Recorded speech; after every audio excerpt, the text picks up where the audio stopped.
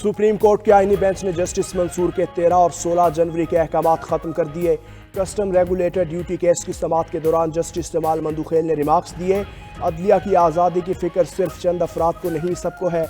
जो काम करें वो तो ढंग से करें।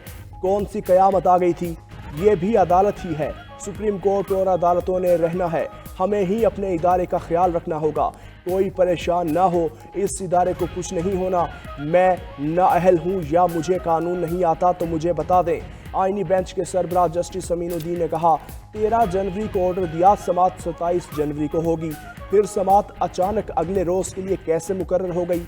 जस्टिस जमाल मंदुखेल ने कहा 3 रुकनी बेंच से एक जज अलग हो गए। क्या वो जज ये ऑर्डर दे सकता था कि यह केस मखसूस बेंच के सामने लगे।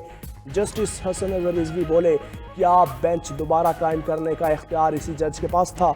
जस्टिस नईम अफगान ने बैरिस्टर सलाहुद्दीन को मुखातिब करते हुए कहा हमें लगता है इस सारे क्राइसिस के जिम्मेदार आप हैं। अटॉर्नी जनरल ने अदालत को बताया हुकूमत जस्टिस मंसूर अली शाह तौहीन अदालत केस का फैसला चैलेंज करेगी। आईनी बेंच ने तौहीन अदालत केस की फाइल इस केस के साथ मुंसलिक कर दी। जस्टिस आयशा मलिक ने कस्टम रेगुलेटर ड्यूटी केस न सुनने की तहरीरी वजूहात जारी कर दी। मौक़िफ़ इख्तियार किया ये केसेस इसलिए नहीं सुनना चाहती ताकि 16 जनवरी के अदालती हुक्म की तकदीस को महफूज रखा जा सके। बहैसियत जज हमें अदालती अहकामात की तकदीस को महफूज और बरकरार रखना चाहिए। हमें ये यकीनी बनाना चाहिए कि हमारे अहकामात पर अमल हो। 16 जनवरी को ये केसेस 3 रुकनी बेंच के सामने मुकर्रर किए गए थे। केस में बेंच के दायरा इख्तियार के बारे में सवाल उठाया गया था क्योंकि ये बेंच आइन की 26वीं तरमीम के तहत आइनी बेंच नहीं था। अदालत ने 2023 के सुप्रीम कोर्ट एक्ट की दफा 2 के तहत कायम कमेटी से बेंच की दोबारा तश्कील का हुक्म दिया। कमेटी ने बेंच की दोबारा तश्कील के बजाय केसेस बेंच से वापस लेकर आइनी बेंच कमेटी के सामने रखने का हुक्म दिया। आइनी बेंच कमेटी ने अपनी 17 जनवरी की मीटिंग में इन केसेस को 27 जनवरी के लिए मुकर्रर किया। दोनों कमेटियों ने 16 जनवरी के अदालती हुक्म को नजरअंदाज किया। मुज़ाकरात के चौथे राउंड के लिए मैदान तैयार, सियासी टीमें गायब। पीटीआई का मुज़ाकरात के चौथे सेशन में शिरकत से इनकार। स्पीकर कौमी असम्बली एयाज सादिक ने हुकूमत और पीटीआई की मुज़ाकराती कमेटियों का इजलास आज 11:45 पर तलब किया। उधर स्पीकर कौमी असम्बली का गुज़श्ता रोज पीटीआई की मुज़ाकराती कमेटी के सरबराह उमर अयूब और असद कैसर से टेलीफोनिक राबिता इजलास में बैठने की दावत दी। उमर अयूब से गुफ्तगू में कहा मुज़ाकरात से किसी भी इख्तिलाफ का हल ढूंढा जा सकता है। उमर अयूब ने मुज़ाकरात को जुडिशल कमीशन की तश्कील से मशरूत कर दिया। उधर हुकूमती कमेटी ने तर्जुमान इरफान सदीकी का कहना है कि पीटीआई ना आई तो हम अपनी कमेटी को तहलील करने पर गौर करेंगे। ये तय था, कमीशन बनाने का जवाब 7 दिन में देंगे। पीटीआई मुज़ाकरात के लिए आए, हो सकता है उन्हें कमीशन मिल जाए।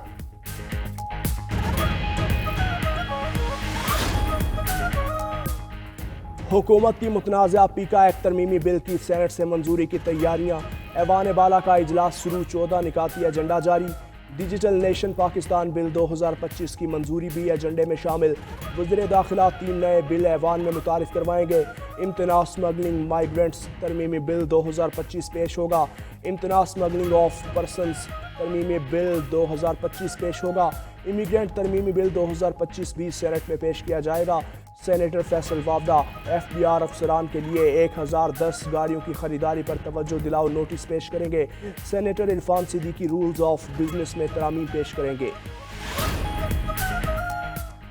पीका तरमीमी बिल के खिलाफ सहाफ़ी कम्युनिटी का आज मुल्क गिर एहतिजाज का ऐलान। तमाम प्रेस क्लब्स के बाहर मुजाहरे किए जाएंगे।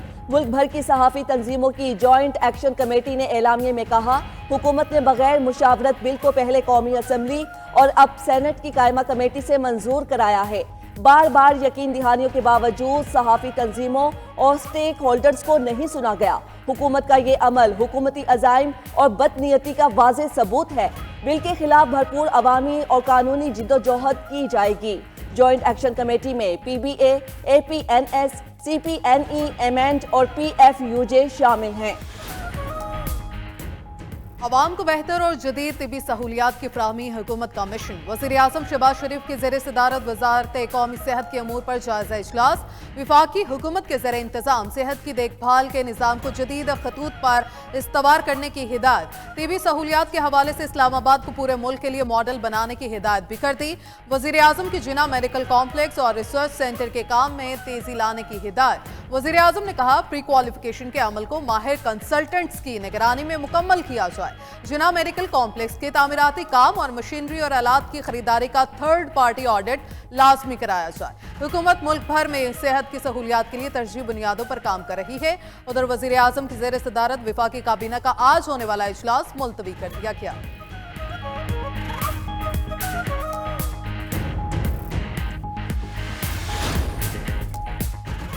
बानी चेयरमैन को डियाला जेल में सहूलियात की फराहमी की दरख्वास्त पर समात। इस्लामाबाद हाई कोर्ट ने बानी PTI की दरख्वास्त हिदायत के साथ निपटा दी। जेल सुपरिटेंडेंट डियाला जेल अदालत में पेश हुए। दौरान समात जस्टिस आमिर फारूक ने पूछा, आपने दरख्वास्त गुजार को क्या सहूलियात दी? सुपरिटेंडेंट डियाला जेल ने कहा, दरख्वास्त गुजार को कैटेगरी B के तहत तमाम सहूलियात दी जा रही हैं। उन्हें TV, अखबार और एक बावर्ची मुयस्सर है। जेल में हफ्ते में 2 बार मुलाकात की इजाज़त है, लेकिन हम 3-4 बार करवाते हैं। सज़ा होने से पहले बुशरा बीबी को मिलवाया जाता था, सज़ा होने के बाद भी मुलाकात करवा देंगे। चीफ जस्टिस ने कहा, बच्चों से फ़ोन कॉल पर बात करवाने की भी दरख्वास्त है। सुपरिटेंडेंट जेल ने कहा, जेल रूल्स और हुकूमत की जानिब से इंटरनेशनल कॉल्स की इजाज़त नहीं। अगर इजाज़त दी गई तो दीगर कैदी इसको अदालत में चैलेंज कर सकते हैं।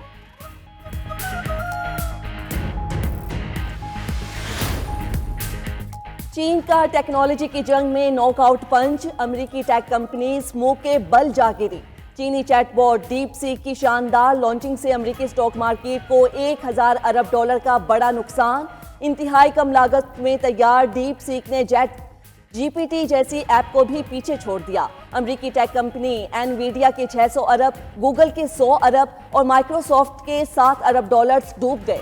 चीनी चैटबॉट की शानदार कारकर्दगी पर अमेरिकी सदर डोनाल्ड ट्रंप भी चकरा कर रह गए।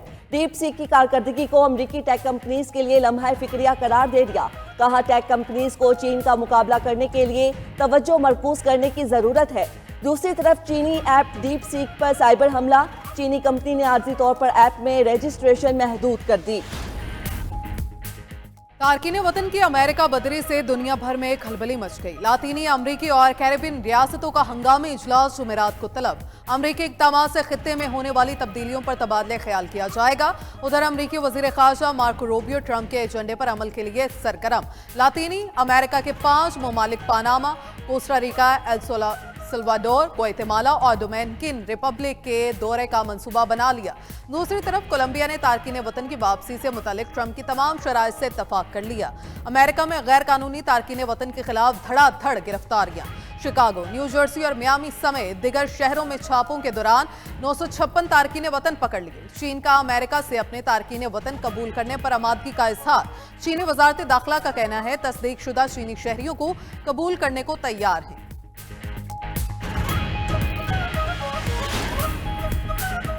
अमरीकी वज़ीर ख़ारजा की फ़ोन डिप्लोमेसी मार्को रूबियो ने दुनिया के मुतादिद ममालिक के रहनुमाओं को फ़ोन मिला दिए।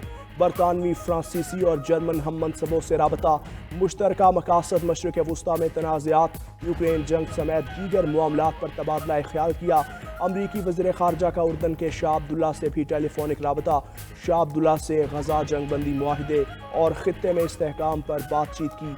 मार्को रूबियो ने कहा, शाम को दहशतगर्दी का अड्डा या पड़ोसियों के लिए खतरा नहीं होना चाहिए। अमरीकी वज़ीर ख़ारजा ने कीनिया और कोंगो के सुदूर से भी फ़ोन पर बातचीत की।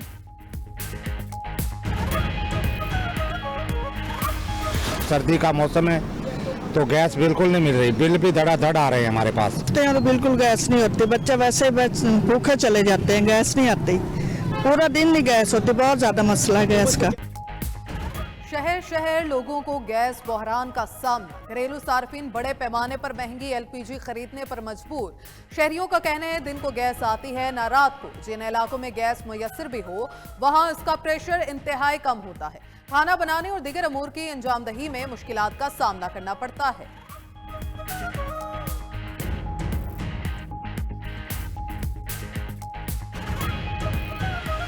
दुनिया 5G पे पहुंच गई है, हमें 4G अभी तक पूरी तरह मुकम्मल नहीं चल रहा। हुकूमत पाकिस्तान है, हम उनसे अपील करते हैं कि जो नेट की सुस्त रवि है जिसकी वजह से आवाम परेशान है, इसका जो मसला है उसको हल किया जाए। इंटरनेट की सोई डाउन स्पीड से ऊपर ना सकी, मुल्क भर में सार्फिन को ब्राउजिंग में मुश्किलात का सामना, डाउनलोडिंग और अपलोडिंग में भी बड़ा मसला। सार्फिन कहते हैं डिजिटल दौर में भी यहाँ इंटरनेट का ये हाल है, कारोबार मुतासिर हो रहे हैं। आखिर इस मसले का हल कैसे मिलेगा?